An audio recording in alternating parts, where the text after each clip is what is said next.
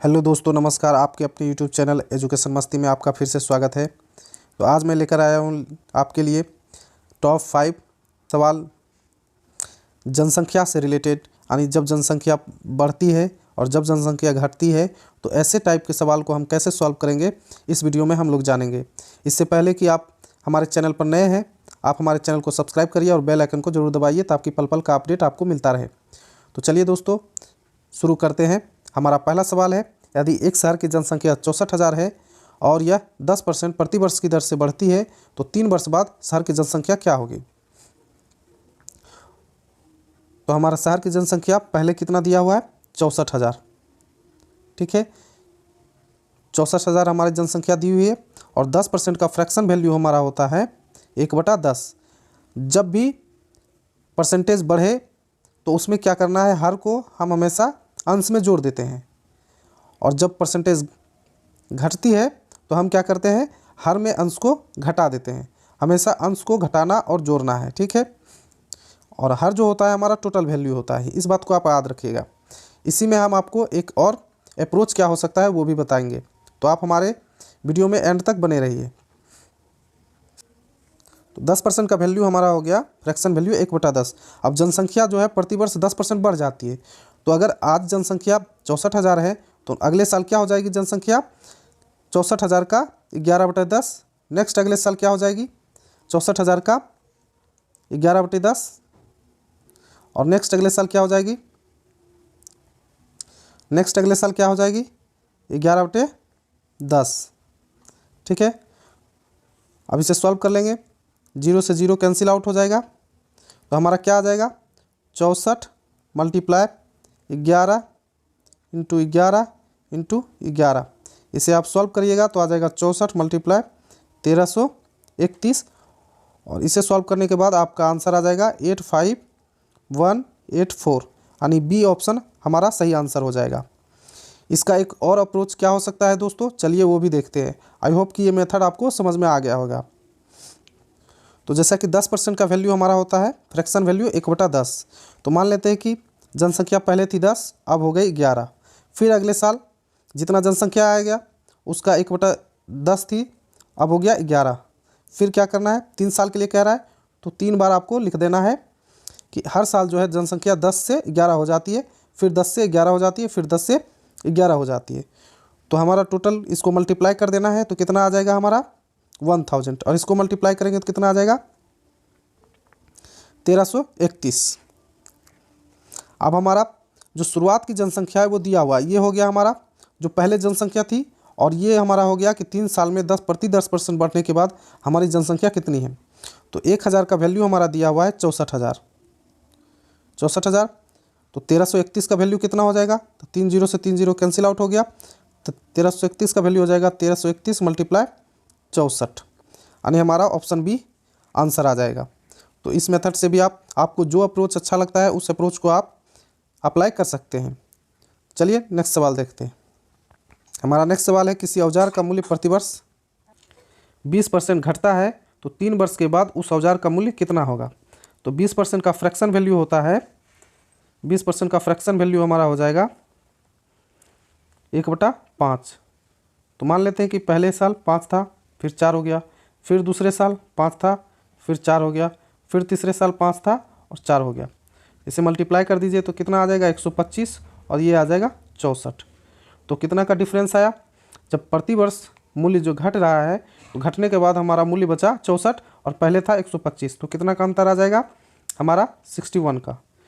अब हमें परसेंटेज निकालना है किसके रिस्पेक्ट में, 125 के रिस्पेक्ट में। 125 के रिस्पेक्ट में आप परसेंटेज निकाल दीजिए। परसेंटेज में कितना आ जाएगा, तो ये हो जाएगा 5 5 125, ये हो जाएगा 25 25 125 और 25 चौके 100। तो हमारा आ जाएगा 61 मल्टीप्लाई बाय 4/5। इसे आप सॉल्व कर लीजिएगा तो हमारा आंसर आ जाएगा 48.8%, यानी ऑप्शन ए हमारा सही आंसर होगा। आई होप कि आप समझ गए होंगे। चलिए नेक्स्ट सवाल देखते हैं। हमारा नेक्स्ट सवाल है, एक विद्यालय में एक वर्ष 10% छात्र बढ़ जाते हैं, दूसरे वर्ष 10% छात्र घट जाते हैं, और यह क्रम चलता रहता है। यदि 2000 में छात्रों की संख्या में वृद्धि हुई हो तो 2003 में छात्रों की संख्या 2000 की तुलना में वृद्धि या कमी का प्रतिशत क्या रहा है। तो देखिए दोस्तों, कह रहा है कि पहला साल मान लीजिए अगर छात्र की जनसंख्या बढ़ जाती है 10%, तो दूसरा साल घट जाती है, इसी तरह से चलता रहता है। तो सबसे पहले देखेंगे कि 10% का फ्रैक्शन वैल्यू क्या होता है। तो 10% का फ्रैक्शन वैल्यू होता है 1/10। तो मान लेते कि पहले साल जनसंख्या 10 से कितना हो गया 11, दूसरे साल जनसंख्या 10 से कितना हो गया 9, और तीसरे साल जनसंख्या 10 से कितना हो गया फिर 11। आपको इस बात का ध्यान रखना है कि 2003 में छात्रों की जनसंख्या पूछ रही है, तो हमें 2002 के लास्ट तक ही लेना है, 2003 में नहीं जाना है। ठीक है, 2003 पूरा जाने के बाद फिर 2004 आ जाएगा, तो हमें 2002 के लास्ट तक ही चलना है, यानी 2003 के शुरुआत में कितनी जनसंख्या थी। तो फिर कितना हो जाएगा, इसका मल्टीप्लाई कर दीजिए, ये हो जाएगा 1000, और इसको मल्टीप्लाई कर देंगे तो आ जाएगा हमारा 1089। कितना का डिफरेंस आया 89 का, यानी 89 जनसंख्या बढ़ गई। परसेंटेज में क्या हो जाएगा, तो परसेंटेज निकाल दीजिए, 1000 का कितना परसेंट है, तो 1000 का ये हमारा हो जाएगा 89/10 इज इक्वल टू 8.9%। 8.9% का इंक्रीज हुआ है, यानी ऑप्शन ए हमारा सही आंसर हो जाएगा। आई होप कि आप समझ गए होंगे। चलिए दोस्तों, नेक्स्ट सवाल देखते हैं। हमारा नेक्स्ट सवाल है, 2 वर्ष पहले एक शहर की जनसंख्या 62,500 थी। बड़े शहरों की ओर स्थानांतरण के कारण प्रतिवर्ष जनसंख्या 4% की दर से घटती है, तो शहर की वर्तमान जनसंख्या कितनी है।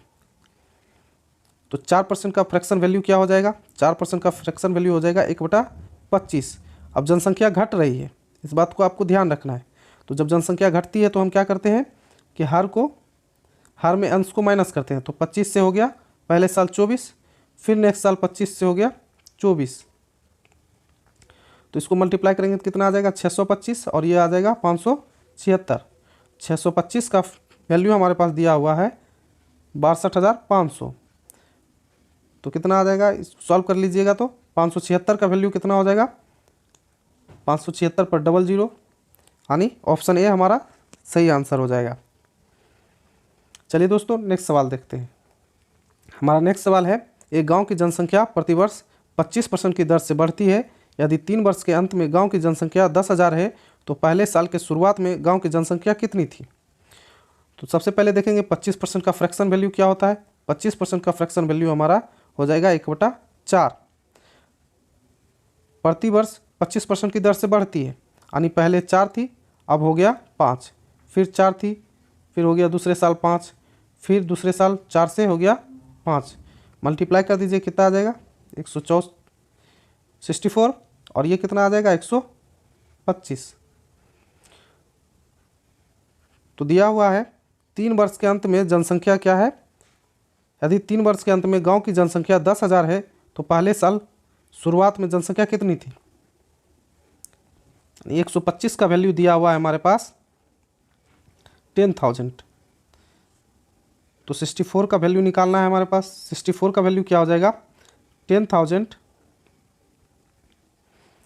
बाय 125 मल्टीप्लाई 64, काट दीजिए इसको, 25 5 125, 25 चौका 100, ये हो जाएगा 8 पंचे 40, यानी आ जाएगा हमारे पास 80 इंटू 64, यानी हमारे पास आंसर आ जाएगा 5120, यानी ऑप्शन ए हमारा सही आंसर है। आई होप कि आप समझ गए होंगे, और ये मेथड भी आप अच्छे से समझ गए होंगे। अगर नहीं समझे हो तो बार बार वीडियो को आप रिप्लाई करके देख सकते हैं, रिप्ले करके, तो आपको अच्छे से समझ में आ जाएगा। चलिए दोस्तों, मिलते हैं नेक्स्ट वीडियो में एक नए टॉपिक के साथ और एक नए मेथड के साथ। तब तक के लिए नमस्कार।